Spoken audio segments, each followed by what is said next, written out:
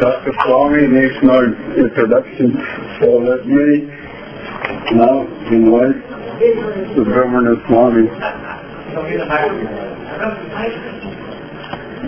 Let me invite Subramanian Swamy to please come to the podium and give us his remarks.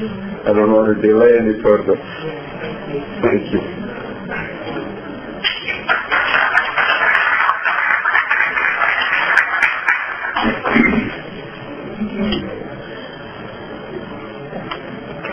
Thank you, Professor Vinod. This is probably the first ever conference I've attended which deals with the subject of Hindu economics. As a compliment to Professor Vinod, that he found the courage to take up a subject which is not popular in the westernized Indian elite anyway, but it's now becoming increasingly popular to consider this in the Western countries. Recently there was a book published by Philip Goldberg, which is titled as American Veda, and it's published by Routledge, I think. It's just come out, in which he says that there is growing fascination amongst Americans for Hindu concepts, and they find it more scientific. And the reason the Americans are finding it more scientific is being more explicitly stated by the editor of Newsweek, Miss Lisa Miller, who wrote a op-ed or a one-page article in the Newsweek about 2 years ago, which was titled, "Now We Are All Becoming Hindus." The Hindu concepts are now codified in terms of economics in another very recent book published by the Beacon Press. It's written by Bruce Rich, and the title of the book is "To Uphold the World, a Call for a New Global Ethic from Ancient India." And he details in that, after considerable research, how globalization can be modified by application of Hindu principles. Now, these are not Indians who are writing, these are not Hindus who are writing, and these are Americans who have been brought up in a totally different tradition and who are writing. We also find some other testimony to Hindu concepts in the journalistic writings of a well-known Hollywood actress by the name Julia Roberts, who had come to shoot a film in Haryana, and she was so impressed by the fact that the people who are in poverty didn't seem to show any stress on their face. So she inquired from the people on the set, how is this possible? And they took her to a guru, and the guru explained the concepts by which the Hindu begins to accept that he is certainly free for performing actions, but the outcomes of it are not linearly related, if I may use a mathematical term, linearly related to his efforts. And I was surprised to find that in Business Week there was an article, this again about 3 years ago, where they said that one of the things that the corporate world is to now grapple with is the increasing amount of stress that corporate executives are facing, because they're all the time in tension of making decisions and hoping that it will, serve the company. And in this stress, many of them become victims of heart attacks and other diseases. And Business Week writes that now a stylized version of the message of Bhagavad Gita is being taught to the executives, that you have only freedom of action.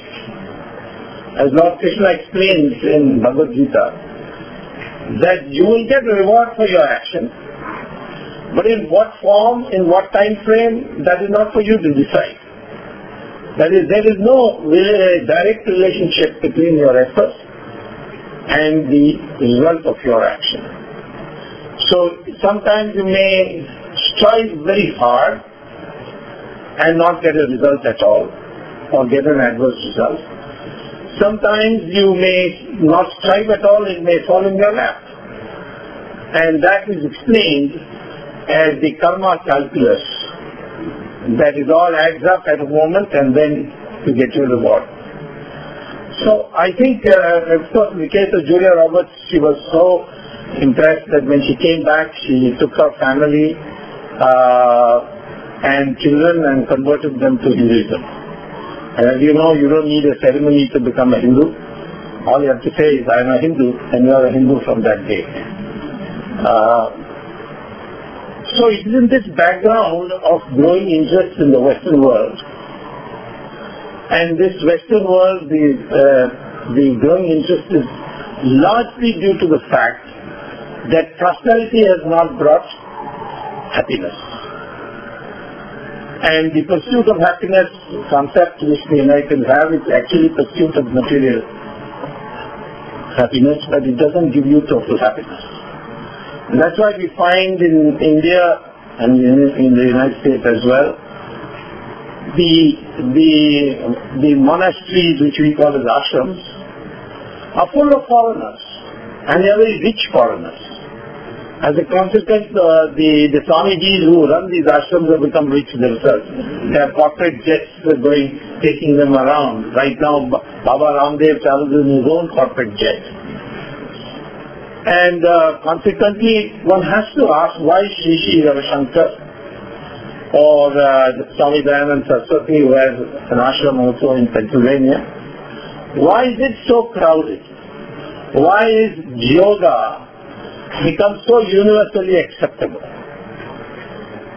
So these concepts being increasingly accepted, I think it's time for an intellectual exercise to codify this and see whether we can redefine economics in such a way that it can not only produce economic prosperity, but it can also produce genuine happiness. So that is the search for which we are at. We are in the preliminary stage, and I think this kind of conference needs to be repeated more often. Now, I'll begin first by an anticlimax by saying there is no such thing as Hindu economics. There is a Hindu school of economics, but there is no Hindu economics.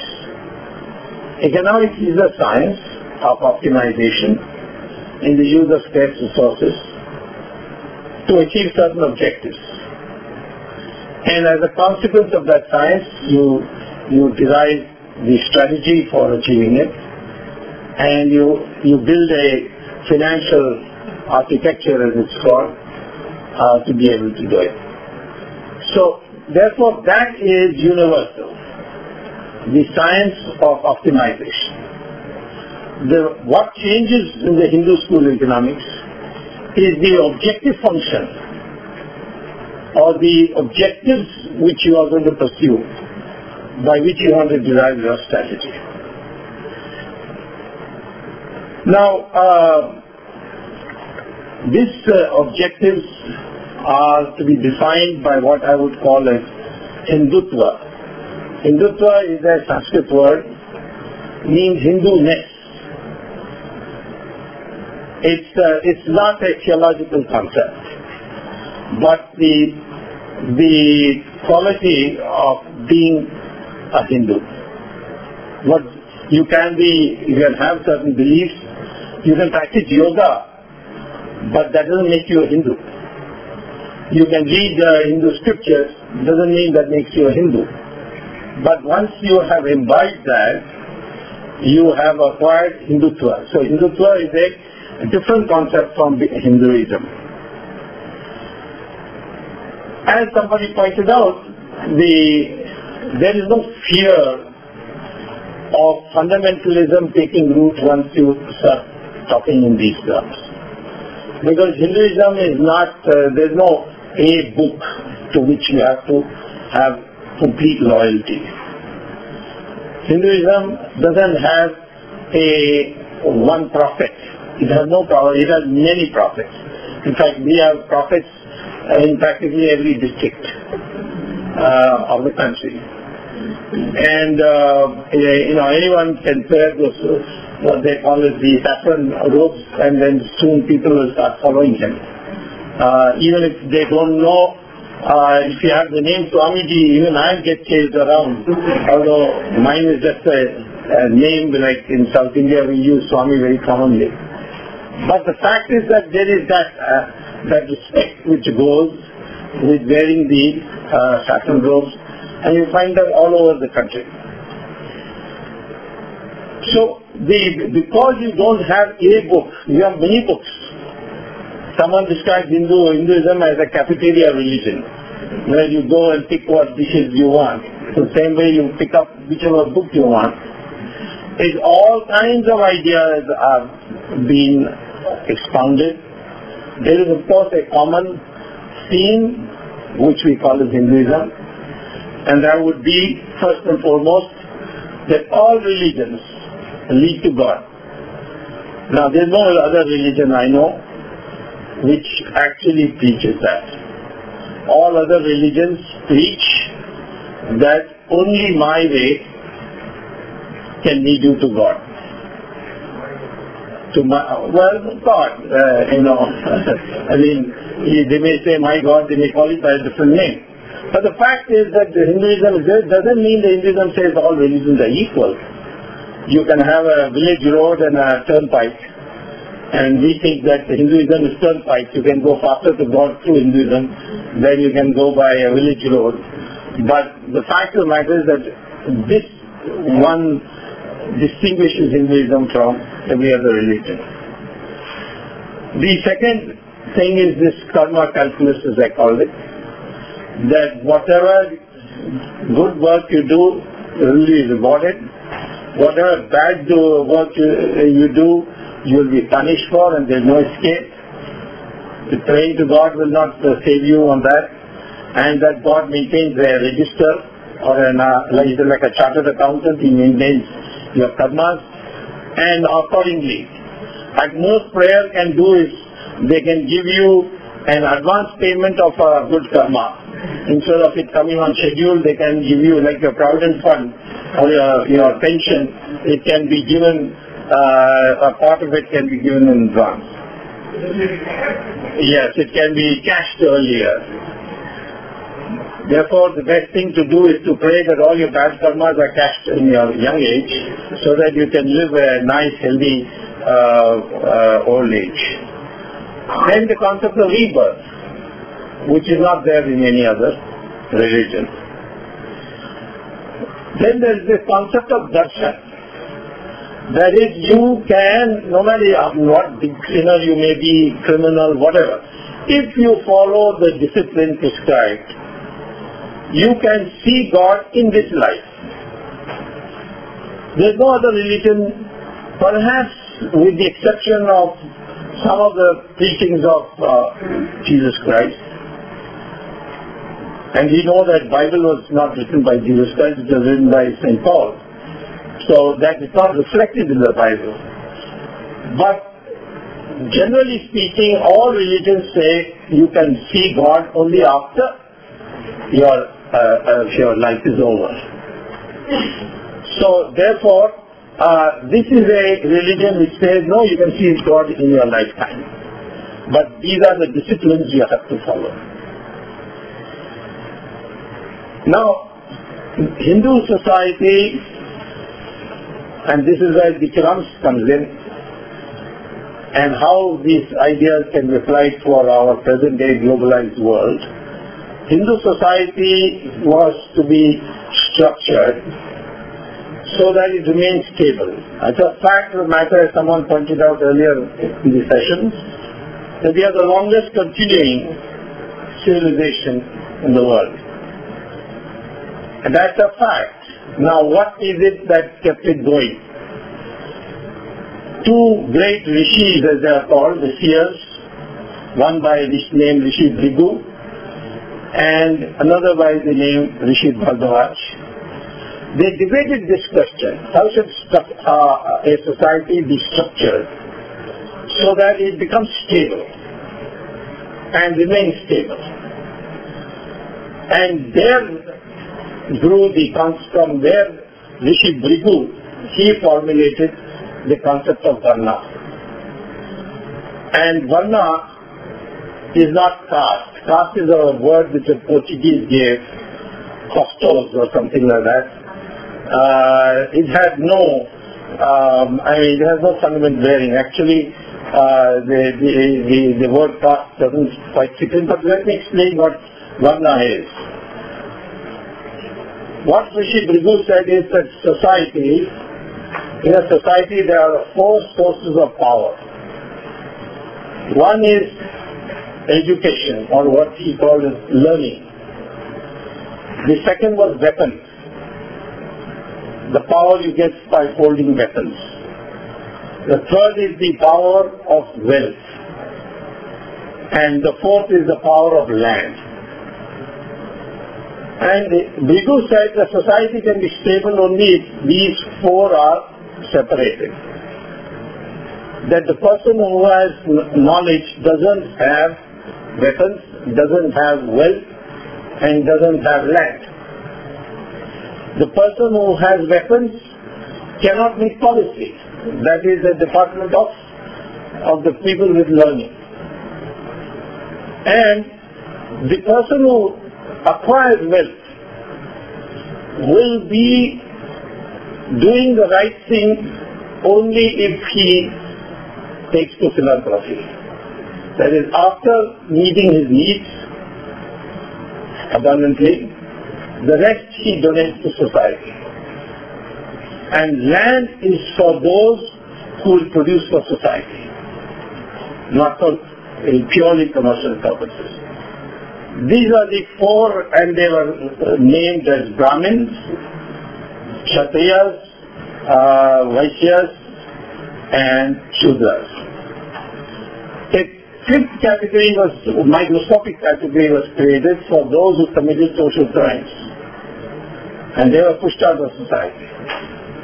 What now is being called as the untouchables or the scheduled caste. But the important thing was, Bhrigu made it very clear, and Lord Krishna repeats this, it has nothing to do with birth. It's a code of discipline. It's your quality. If anybody from any caste, if he decides to pursue learning, and in the process he gives up weapons, he gives up wealth, property and land, then he qualifies to be a Brahmin.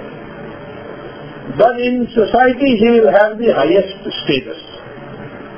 I remember when I first came as a graduate student to Harvard, my American classmate asked me, how can you have Mahatma Gandhi as your leader? So I said, why he can't be a leader in the United States? He said, no, because in the United States if he tried to become a leader, we will put him in jail for the indecent exposure. Because Gandhi only had a piece of cloth, and millions are following him. You look at the Western world, the leaders are the best dressed people. Whereas in India you will find the more venerated a person is, the more he gives up, the more venerated he is. These monks wear little, they are not like the Pope or the Archbishop who is in all the finery. Well, yes. And so this shows that once you acquire the status of a learned person and you give up all this, you are elevated to the highest. And the king has to come to you to seek permission, to declare war, to give punishment. So in that sense, India was not a monarchy, where the monarch would decide when to go to war, when to give punishment. It's a totally different structure in society, but it had nothing to do with birth. As I think Anil Chawla pointed out, I think he was in a hot mood, used language which he shouldn't have, but he had a point. You take, who wrote the Ramayana? Valmiki wrote the Ramayana. Who were his parents? They were what we call today as the Dalits, the scheduled castes. But he became Maharishi and he wrote the Ramayana. Who wrote the Mahabharata? Vedavyasa. Who was his mother? She was a fisherwoman. Similarly, Vishwamitra, who is considered the Rishi of Rishis, he was born of Kshatriya parents. And he became so powerful that even the gods got afraid of him. He told the gods that, I want to be part of I want to travel to heaven, and they said no, so he said, I'll create an alternative universe. And then the gods surrendered and then gave him access to the heavens. He tried to send somebody up to the heavens, and the heavens sent that person back, so that's why the Trishaku concept of being suspended came up. Keeping in limbo, yes, that's right.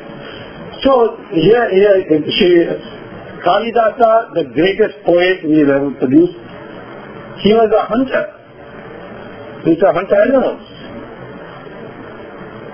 Ravan was a Brahmin, by the way.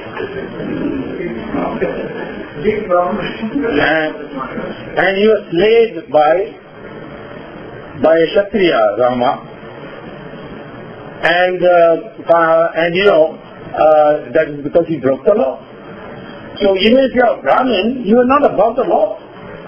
You may be the most venerated part of society. So I'm first of all saying this is the division of labor which we talk about so much in economics. The Hindu division of labor is very clear. And it has proved to create a stable society. And I don't know whether we can modify what is happening today because everything is now birth related.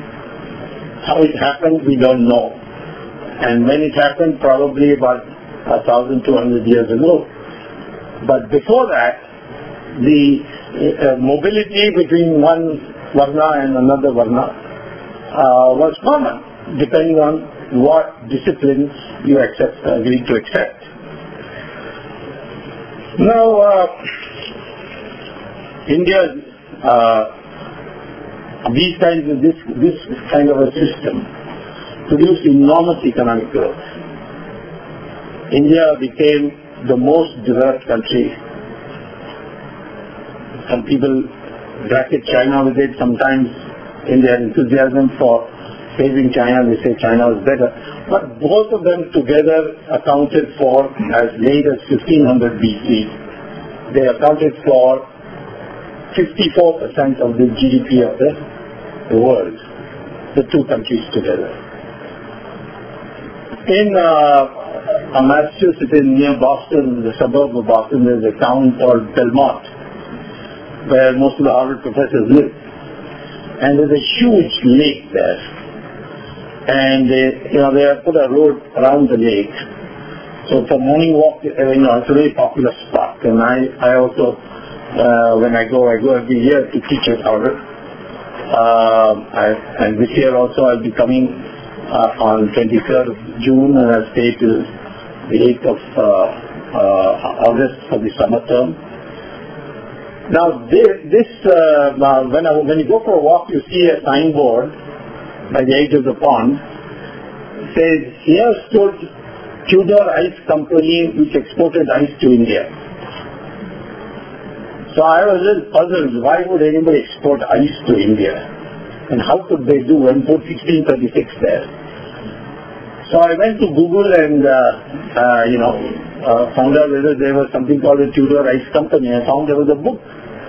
So I ordered for that book and I read it, and what it says is that American traders used to go to India, to Kanchipuram, the southern part of India.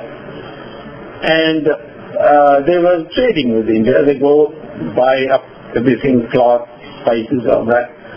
And then they would go back. One day the king called them the king of Kanchipuram, the Chola king, he called them for an audience. And he asked them how they felt and how they were doing. So they said, we have only one complaint, that we come with empty ships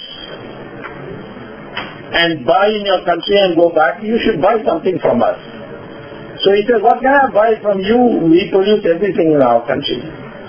So when they pressed hard, he said, I've never seen ice in my life, because in Tamil Nadu there will be see ice. And I have to go very far up north to see ice.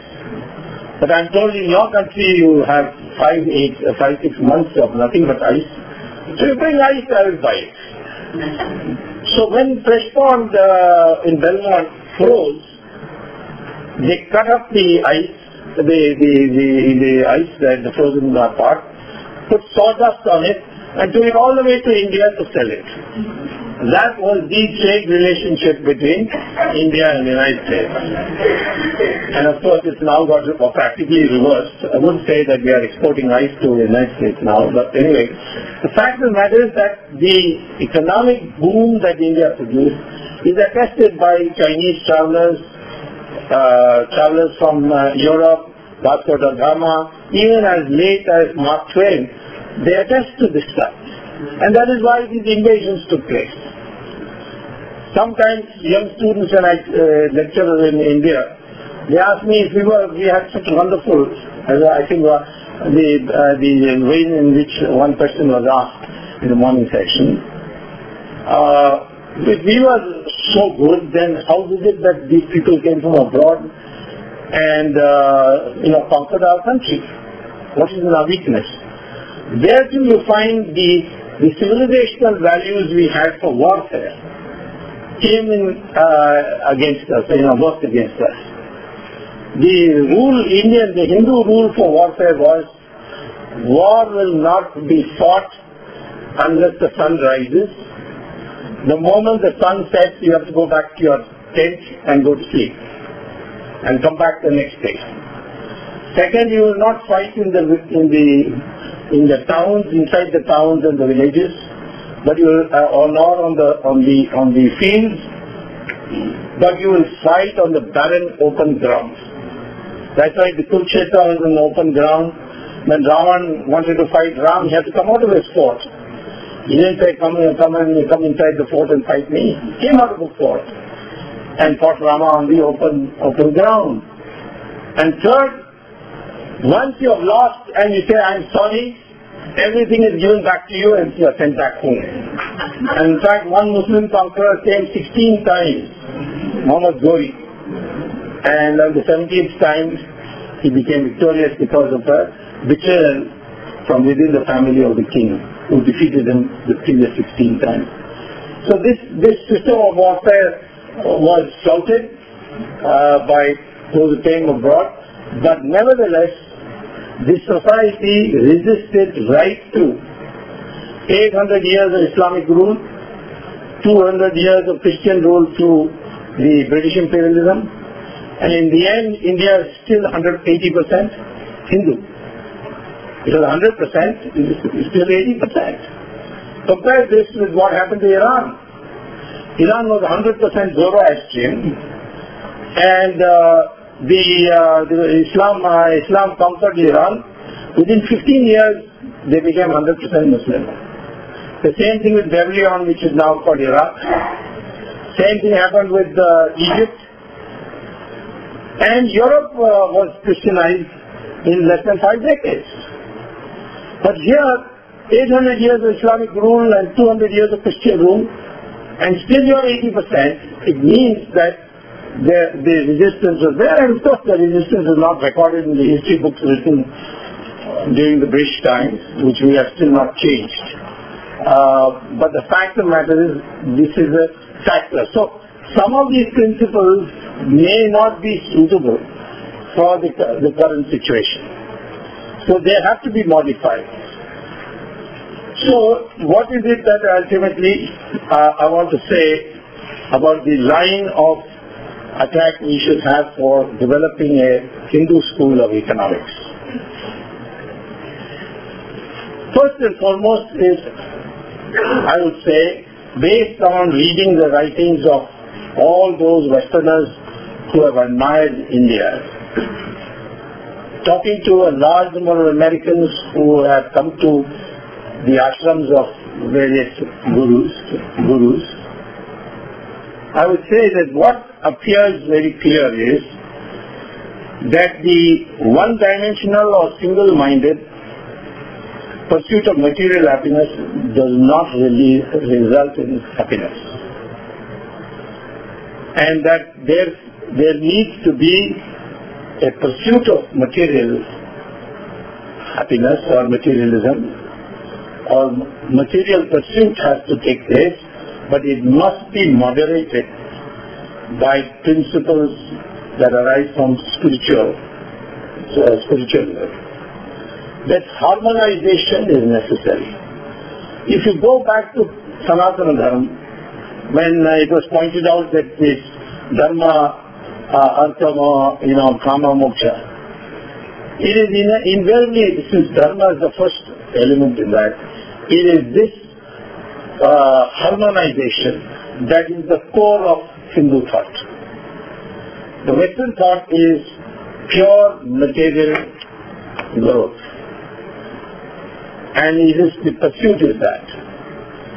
And material growth, when it is not moderated by spiritual values, leads to greed,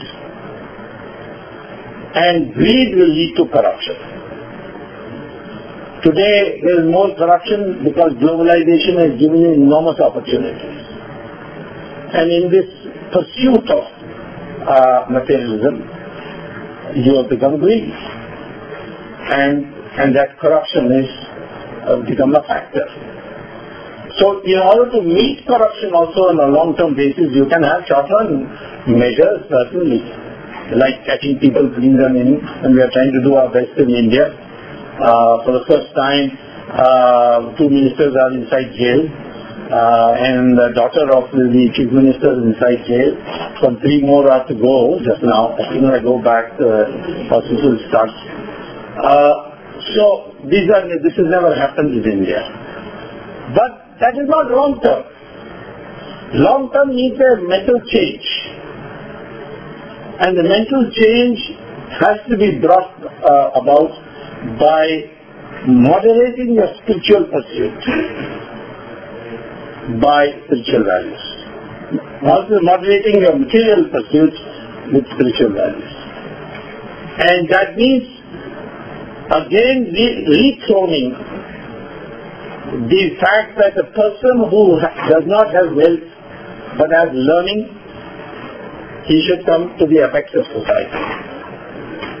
How that can be done in a proper manner, I would say in the intermediate stage, perhaps we must get rid of caste. By the way, caste has no racial basis, despite all the British books, British historians' books about India written. The recent DNA results, research done in the University of Houston, in Cambridge University and in India, show that our DNA, India's DNA is all the same.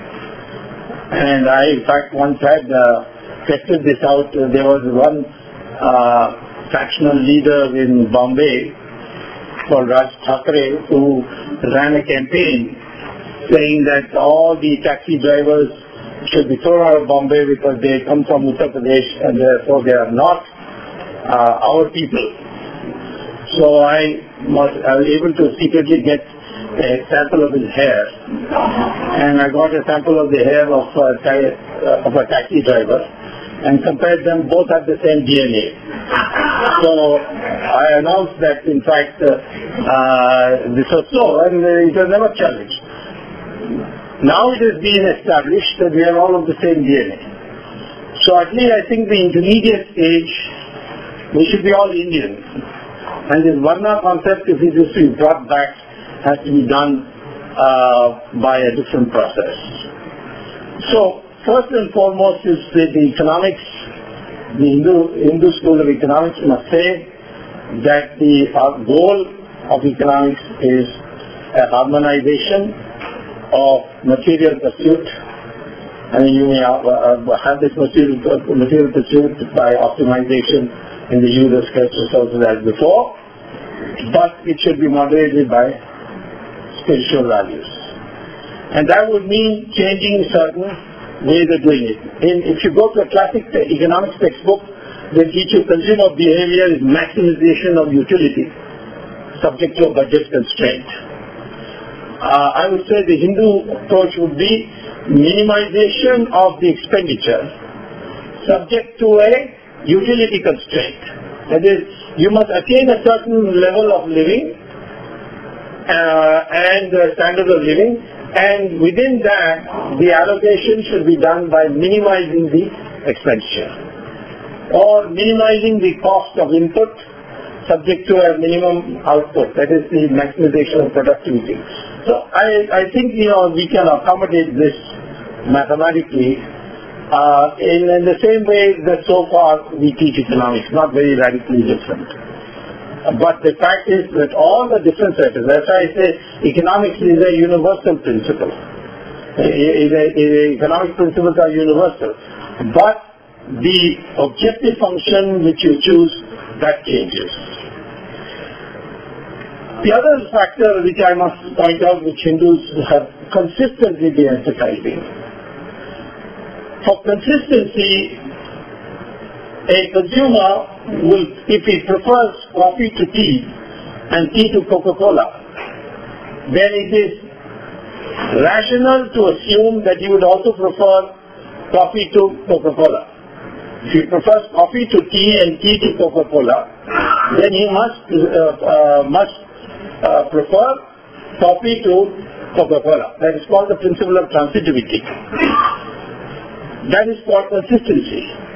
Now, I would say that this principle doesn't work when you take a majority vote.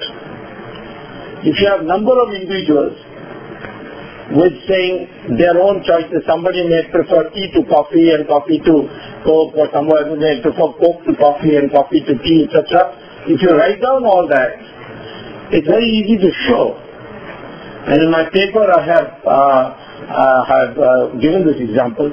It's easy to show that majority votes, it's possible by majority the society may prefer coffee to tea, and by majority prefer tea to Coca-Cola, and yet prefer Coca-Cola to coffee.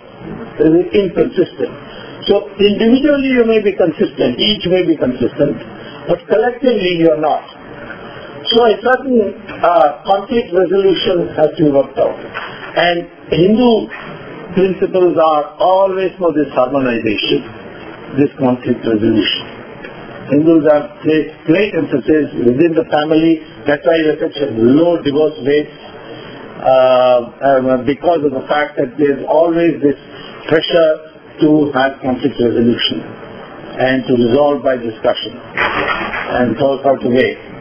And this principle is also to be applied in economics. I have in my paper therefore listed 9 new postulates that a Hindu school of economics must adopt. And from that I have derived how the economic development, how the economic plans, or how the economic strategy should be evolved. These are all developing areas. I mean, I have no final answers. I may continue to revise depending on the inputs I get. What I've learned in this conference will certainly go to revise my paper to some extent before it goes for publication. But I think we Hindus appear to have an answer to this present problem, in a world of greed, and greed can only be got rid of if the present catapultation, the present social hierarchy built on your wealth. If you make the Forbes list, you are on top of the social hierarchy. That must be given up, and we must extol other virtues, particularly those who are in learning, those who protect the country. Those should be higher values, while not condemning acquisition of property. But the acquisition of property without philanthropy, that is against Hindus. And that's why Mahatma Gandhi said, treat yourselves as trustees. Make the money you want, but then in the end you should treat yourself as trustees of society. So no social order based on the needs of globalization is necessary. For the research is necessary. You have started a process. I must congratulate the Fordham University for enabling Professor Vinod to do this. Thank you very much.